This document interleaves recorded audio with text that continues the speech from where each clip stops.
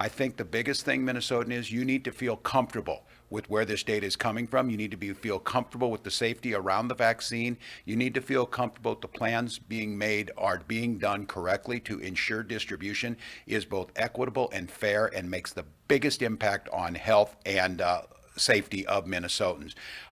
Our job is to work with the hospitals, work with the clinics, work with the pharmacies, work with tribal health, and work with local public health to get this vaccine out. And you're going to see this in great detail. And I just wanted to pause for a moment to thank this team. Chris Erzman is leading it on our team under the direction of Jan Malcolm, but there's a whole lot of players involved in this. The level of detail that they've thought about, both from a safety standpoint and an efficiency standpoint, I hope Minnesotans, after they're done today, can feel some sense of relief around that. And our commitment to you is to continuously update you as this situation progresses. Here's our guiding principles. We immunize for impact, meaning maximize immediate health benefits and reduce deaths and serious illness.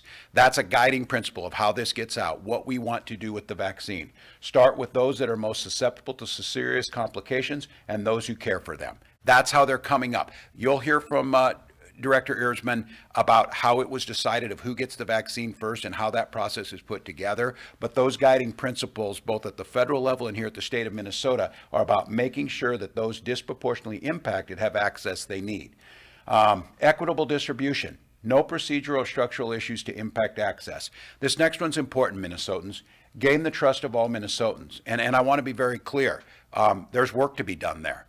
There are folks that do not trust that the federal government did what they needed to do around the vaccine. There's folks that just in general don't trust vaccines or trust the distribution.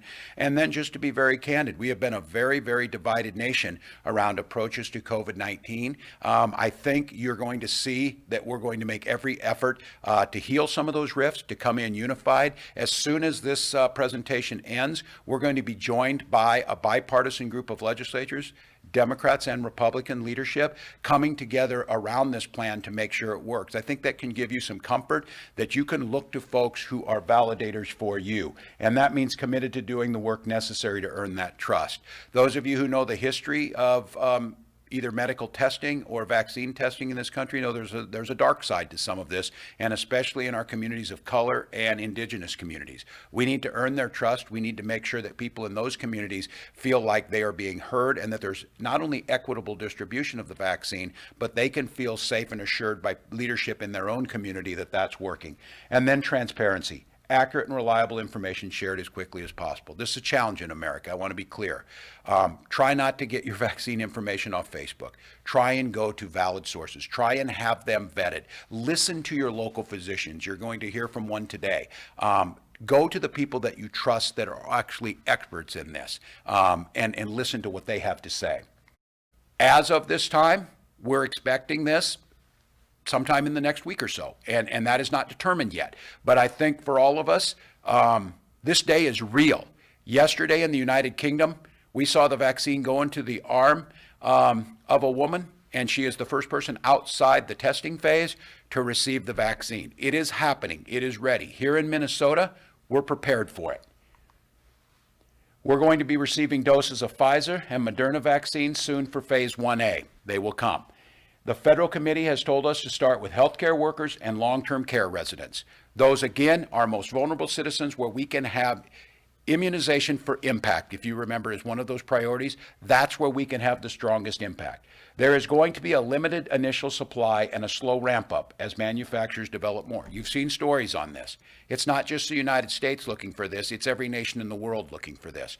So with the world's nearly 8 billion people, there's a lot of doses to try and get out there. But what we can tell you is every Minnesotan will get this. And while 2020 was tough, 2021 looks like it brings us the end state to a lot of this. Now, with that being said, it is unclear shifting schedule for delivery. I cannot stress this enough. If we let our guard down, we had 2,200 deaths in this nation today. We are going to probably be somewhere around 220,000 cases. We are at the worst part of this pandemic. Just because the vaccine is coming right now, it is not a panacea to get us through this. The most effective thing we can do is mask, social distancing, mitigation, testing, and quarantining and isolation. You can be confident in this plan. You're going to see it be bipartisanly. You're going to see the data be out in front of you. More vaccine is coming. Production will ramp up. Soon there will be Johnson & Johnson. There's some excitement out there. Johnson & Johnson, I believe, I don't want to speak out of line here, I believe it's a one-dose application. That makes a big difference. You don't have to go back again, obviously. As supply increases, availability will expand to more people, and this will accelerate. Continued efforts to control the spread are critical. I'm not going to go into it. I may go at the end. My healthcare folks are really great about sending me professional journals. And the Journal of Health Affairs did a story. I would just summarize this for you, Minnesotans. It's unbelievable that these vaccines are 95% effective in what they do. But at the spread that we have right now, the experts are predicting that by the time we get 6 months out and we have the vast majority of people with a vaccination, we'll have 160,000 more deaths. What's important about keeping the infection rate down, had we been at an infection rate where we were in the nation in September at 35,000 cases, not 200,000, even if that vaccine had only been 50% effective, only 60,000 people would die before we got everybody vaccinated. It highlights again, we have got to stop the community spread. We have got to slow this thing down, even with this vaccine. The analogy they said is the vaccine's a fire hose, and it's a pretty darn big one. But even at that, the fire is so big, it's hard to put it out. Our job can be to shrink the fire by not getting it to spread, and the vaccine will help us put it out. So we can accelerate how fast we get out of this, not just by vaccines, but with our behaviors.